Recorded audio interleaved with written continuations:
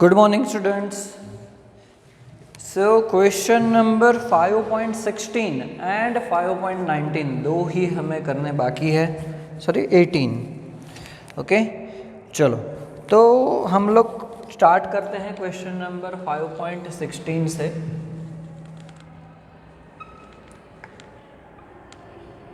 बहुत ही important question है और ये क्वेश्चन 3 मार्क्स में 5 मार्क्स के अंदर पूछा जा सकता है. एग्जाम्पल क्या है देखते हैं. A payload is defined as the difference between the mass of the displaced air and the mass of the balloon. Calculate the payload when balloon of radius 10 meter and mass 100 kg is filled with helium at 1.66 bar pressure and at 27 degree Celsius temperature. आपको क्या दिया है? Density of air आपको दे दिया गया है कि it is 1.2 kilogram पर मीटर क्यूब एंड आर की वैल्यू भी आपको दी है कि 0.083 बार डेसीमीटर क्यूब पर केल्विन मोल. ओके, तो सबसे पहले तो क्या है कि पेलोड क्या है, आपको पेलोड फाइंड आउट करना है. तो it is a difference between the mass of displaced air and the mass of the balloon. तो आपको क्या फाइंड आउट करना है? Mass of displaced air and mass of balloon, ये फाइंड आउट करना है. चलो, आपको क्या दिया है? रेडियस दिया है स्मॉल आर. रेडियस कितना है? 10 मीटर आपको दिया है radius. Okay, then volume of balloon आप फाइंड आउट कर सकते हैं. वॉल्यूम बलून दैट मीन्स वो राउंड होगा, तो क्या हो जाएगा? 4/3 पाई आर क्यूब बलून का वॉल्यूम पहले मिल जाएगा. आपको डेंसिटी दिया है तो डेंसिटी के हिसाब से फिर हम लोग मास फाइंड आउट कर सकते हैं. तो क्या हो जाएगा? 4/3 इंटू 3.14 पाई की value and 10 cube that means 1000. तो वॉल्यूम आपका आएगा 4190.48 मीटर क्यूब. इतना आपका वॉल्यूम आया. बराबर. चलो आगे बढ़ते हैं. आगे आपको फाइंड आउट करना है अब डिस्प्लेस्ड एयर, मतलब एयर का मास फाइंड आउट करना है. बराबर, एयर का मास फाइंड आउट करना है. तो आपको देखो, आपको उसके लिए डेंसिटी दिया है कि डेंसिटी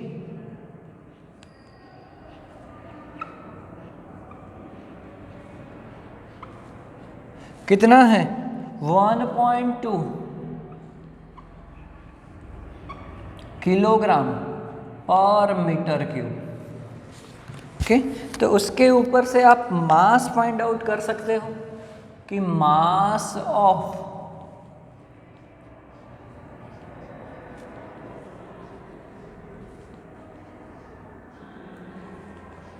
डिस्प्लेस्ड एयर वो कितना हो जाएगा? वॉल्यूम इनटू डेंसिटी, क्योंकि density is equal to mass by volume होता है, तो mass is equal to volume into density हो जाएगा. बराबर. चलो वैल्यू इनपुट करते हैं. तो क्या हो जाएगा? वॉल्यूम है 4190.48 इंटू 1.2.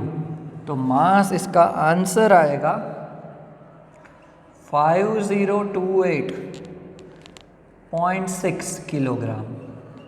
तो आपको क्या मिल गया? मास ऑफ डिस्प्लेस्ड एयर मिल गया. बराबर. तो आपने पेलोड फाइंड आउट करने के लिए एक चीज़ फाइंड आउट कर ली कि क्या? Mass of displaced air. अब आपको क्या फाइंड आउट करना है? मास ऑफ द बलून, ये फाइंड आउट करना है. बराबर.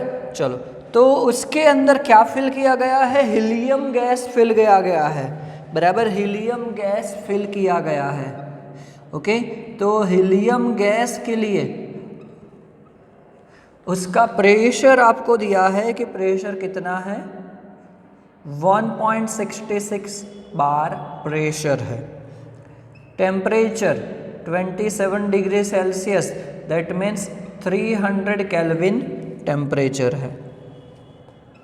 आर की वैल्यू भी आपको दिया है कि 0.083 बार इंटू डेसीमीटर क्यूब पर mole into kelvin.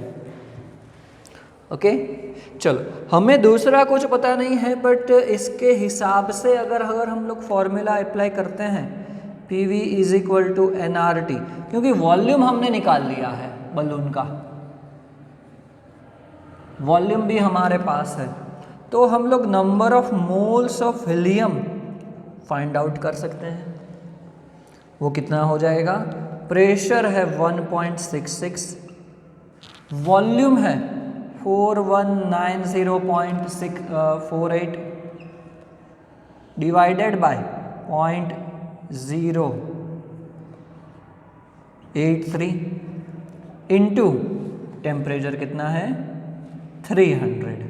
Okay, so number of moles of helium आ जाएगा, वो आएगा 279.22 इंटू 10⁻³ मोल्स। ओके, चलो, मोल मिल गया तो हम लोग क्या फाइंड आउट कर सकते हैं, उसका मॉलिक्यूलर मास भी हमें पता है, तो फिर मास ऑफ He गैस हम लोग फाइंड आउट कर सकते हैं। वो कितना हो जाएगा, मॉलिक्यूलर मास हमें पता है कि mole is equal to mass by molecular mass. Okay, तो फिर मास कितना हो जाएगा कि 279.22 इंटू 10⁻³ मोल्स है इंटू 4, उसका क्या हो जाएगा, मॉलिक्यूलर मास। ओके, तो अगर यहाँ पे इसका आंसर कितना होगा, 116.88 इंटू 10⁻³ ग्राम हो जाएगा। किलोग्राम में कितना होगा, 1116.88 किलोग्राम, जो क्या आया, हीलियम गैस का मास आया। बराबर, सो यहाँ पे हमें एक और चीज़ करनी होगी। क्या करना होगा कि यहाँ पे हमें ये मास तो हीलियम का आया, बट आपको बोला है कि बलून का मास भी है। कितना मास है, 100 किलोग्राम। तो फिर टोटल मास कितना हो जाएगा, 100 मास बलून का है 100 किलोग्राम, एंड उसके अंदर जो गैस फिल किया है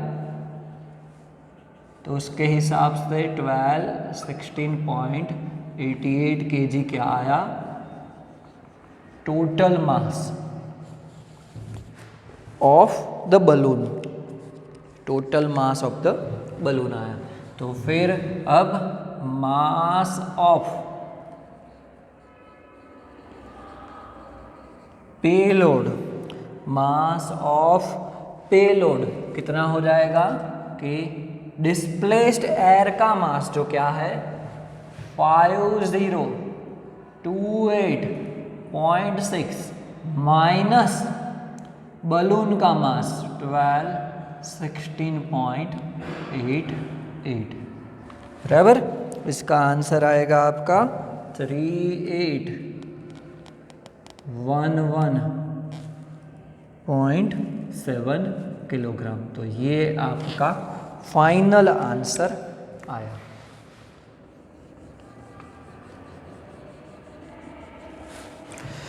बराबर, तो क्वेश्चन इजी था, थोड़ा लंबा था बट इजी था कि आपको पेलोड की डेफिनेशन बोला था, उसके हिसाब से हमने दो मास फाइंड आउट किए कि डिस्प्लेस्ड एयर का मास एंड दूसरा बलून का मास, और उसके हिसाब से फिर आगे फॉर्मूला के अंदर वैल्यू इनपुट करके आंसर लाए। ओके, चलो, लास्ट क्वेश्चन है हमारा, जो है क्वेश्चन नंबर 5.18। 17 एंड 19 आपको होमवर्क में बोला था क्वेश्चन नंबर 5.18। चलो क्या बोला है, 2.9 gram of the gas at 95 degree Celsius occupied the same volume as 0.184 gram of hydrogen at 17 degree Celsius and at the same pressure। that means इसके अंदर आपको प्रेशर भी कांस्टेंट बोल दिया है, वॉल्यूम भी कांस्टेंट बोल दिया है। तो यहाँ पे लिख देते हैं कि वॉल्यूम एंड प्रेशर क्या है, तो कांस्टेंट है, सेम है,